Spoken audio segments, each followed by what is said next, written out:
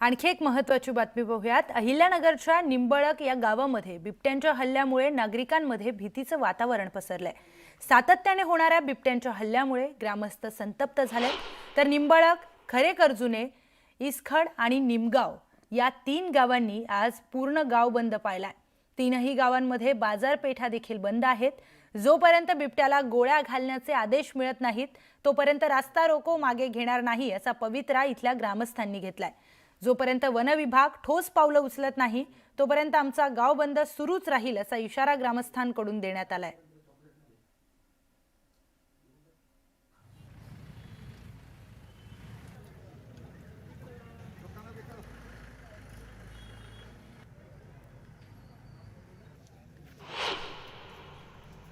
जीवे मारण्याची परवानगी वन खात्याने दिल्याशिवाय आता पंचकृषीतले ग्रामस्थ स्वस्थ बसणार नाही। आज जे आंदोलन करायची वेळ आली, कोणतंही आंदोलन मग भविष्यात या 5ही गावांनी या बायपास अडवण्याचा असेल, कल्याण रोड अडवण्याचा असेल, इथला निंबळकचा असेल, अडवण्याचा प्रयत्न या निमित्ताने आम्ही करणार आहे। आणि तरी थांबले नाही तर आम्ही वन खात्याचं ऑफिस त्यांना सुद्धा काम करून देणार नाही। जिल्हा कलेक्टर ऑफिसरला सांगणार आहे, प्रशासनाला सांगणार आहे, जिल्हा नियोजनाला सांगणार आहे की भाऊ तुम्ही काही करून या ठिकाणी या बिबट्याचा बंदोबस्त करावा अशी विनंती पंचकृषीच्या वतीने करतो। आणि आपल्याकडे ग्रामस्थ आहे, मला सांगा तुमची काय मागणी आहे? आमची मागणी वन विभागाने एवढीच होती की आम्ही त्या बिबट्याला शूटआउटची ऑर्डर काढा। जोपर्यंत शूटआउटची ऑर्डर निघत नाही तोपर्यंत आम्ही आंदोलन थांबवणार नाही।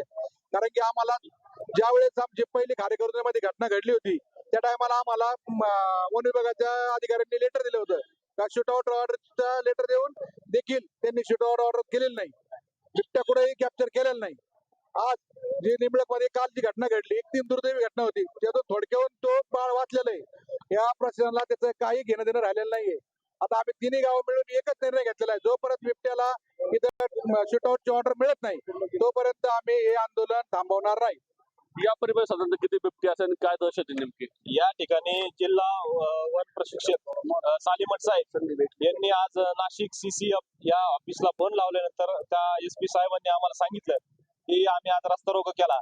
त्या ठिकाणी आम्हाला आश्वासन दिलं की आमची जी पूर्ण कारवाई आहे, आमची ती पूर्तता करून आम्ही 1 तासाच्या आतमध्ये तुम्हाला शूट ऑर्डरची आम्ही बिबट्याला ठार मारण्याचे आदेश आम्ही तुम्हाला देणार आहोत। ज्याप्रमाणे खारेकरमध्ये तुम्ही इथं होता त्या ठिकाणी त्या दिवशी, तर त्या दिवशी तुम्हाला काहीतरी आश्वासन दिलं होतं, नेमकी तुमची काय मागणी होती, काय आश्वासन दिलं होतं? खारेकरमध्ये ज्यावेळेस घटना घडली त्यावेळेस जिल्हा वन परिषद अधिकारी सालीमठ साहेब आले आणि पै चौधरी साहेब आले। त्यांनी आम्हाला त्या ठिकाणी लेखी आश्वासन दिलं होतं की आम्ही 1 दिवसामध्ये बिबट्याचा बंदोबस्त करू, असं लेखी आश्वासन। आम्ही त्या ठिकाणी अंत्यविधी करण्यास नकार दिला होता, परंतु त्यांनी लेखी आश्वासन दिल्यानंतर आम्ही आमचं आंदोलन खारेकरजुने ग्रामस्थांनी मागे घेतलं आणि त्या ठिकाणी अंत्यविधी उरकून घेतला। पण त्याला उलटून 3 दिवस झाले। काल दुर्दैवी सडकमध्ये घटना घडली, आज पण अधिकारी तेच म्हणतायत की आम्ही तुम्हाला लेखी आश्वासन देऊ। माझी प्रशासनाला एकच विनंती की कागदी घोडे तुम्ही किती दिवस नाचवणार आहात, आणि या बिबट्याला तुम्हाला जेरबंद करण्यासाठी किंवा ठार मारण्यासाठी अजून किती बळी पाहिजे हे या ठिकाणी प्रशासनाने आपली भूमिका कुठेतरी स्पष्ट केली पाहिजे। आणि कागदी घोडे नाचवण्यापेक्षा या ठिकाणी प्रत्यक्ष येऊन त्या ठिकाणी कार्यवाही झाली पाहिजे अशी आमची मागणी आहे। बिबट्याला ठार मारण्यासाठी अजून तुम्हाला किती बळी हवे असा संतप्त सवाल ग्रामस्थ अधिकाऱ्यांना विचारतात। याच्यामध्ये कुणावर चूक आहे, दोषी आहे हा प्रश्न बाजूला, परंतु नागरिक वस्तीमध्ये येऊन मुलांवरती हल्ले करण्याचं प्रमाण बिबट्याचं वाढलं आहे, त्यामुळे ग्रामस्थ आक्रमक आहे। शुभम पाचंदेसह साहेबराव कोकणे, न्यूज लोकमत, अहिल्यानगर। यासह बातम्यांचा वेगवान आढावा घेऊयात। पाहूयात दुपारच्या 100 बातम्या। बिहारमध्ये 50% मतदान महिलांचं होतं। प्रत्येक महिलेला महिन्याला 10,000 देणं लहान गोष्ट नाही। पैसे वाटून निवडणुका होत असतील तर निवडणूक आयोगाने विचार करावा असं शरद पवार म्हणाले। सत्ताधाऱ्यांनी निवडणुकींपूर्वी पैसे वाटणं हे चिंताजनक असल्याचं पवारांनी म्हटलंय। स्थानिक पातळीवर युती आघाडी करायला शरद पवारांनी मोकळीक दिली आहे। युती आघाडी करायला अट नाही असं शरद पवार म्हणाले। पुणे जमीन गैरव्यवहाराप्रकरणी विजय वडेट्टीवार यांनी मुख्यमंत्र्यांना पत्र लिहिलंय। संबंधितांवर फौजदारी गुन्हे दाखल करण्याची मागणी करण्यात आली आहे। मुंडवा येथील जमीन खरेदी प्रकरणामध्ये गैरव्यवहार झाल्यानंतर यातील दस्त नोंदणी पातळीवरील अनियमितता तपासण्यासाठी प्रभारी नोंदणी महानिरीक्षकांनी नेमलेल्या मुठे समितीचा अहवाल शुक्रवारीही सादर झाला नाही. अंतिम कामकाज सोमवारपर्यंत पूर्ण होऊन अहवाल सादर करण्यात येईल अशी माहिती नोंदणी आणि मुद्रांक शुल्क विभागाने दिली आहे.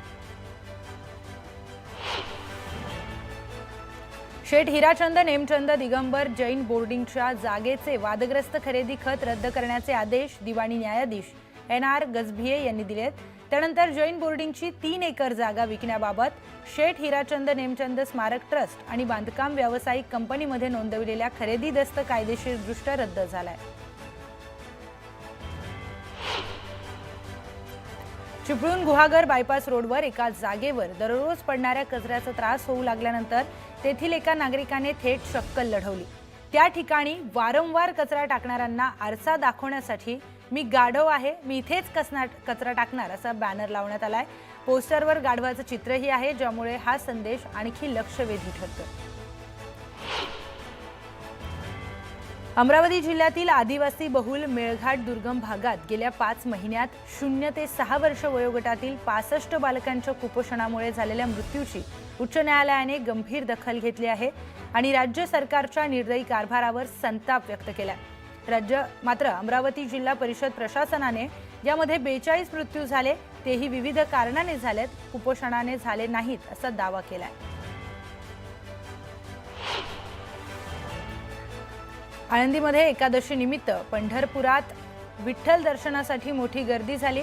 गोपाळपूर रोडच्या दुसऱ्या पत्रा शेडपर्यंत पदस्पर्श दर्शन रांग लागली होती.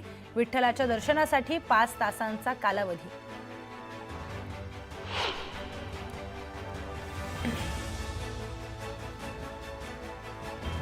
पुण्यात बिबट्याच्या भीतीने शेवाळवाडी मांजरी परिसर दहशतीखाली आहे. दिवसाढवळ्या बिबट्याचं दर्शन होत असल्यानं परिसरामध्ये भीतीचं वातावरण पसरलंय. मराठा समाजासाठी महत्त्वपूर्ण असणारी सारथी संस्था आणि अण्णासाहेब पाटील आर्थिक विकास महामंडळ पद्धतशीरपणे टप्प्याटप्प्याने कमजोर करून बंद करण्याचे षडयंत्र सरकारमधीलच मंत्र्यांकडून सध्या सुरू असल्याचा गंभीर आरोप महामंडळाचे अध्यक्ष नरेंद्र पाटील यांनी केलाय. सोमवारी मुख्यमंत्री देवेंद्र फडणवीस यांची भेट घेणार असल्याचं त्यांनी सांगितलं.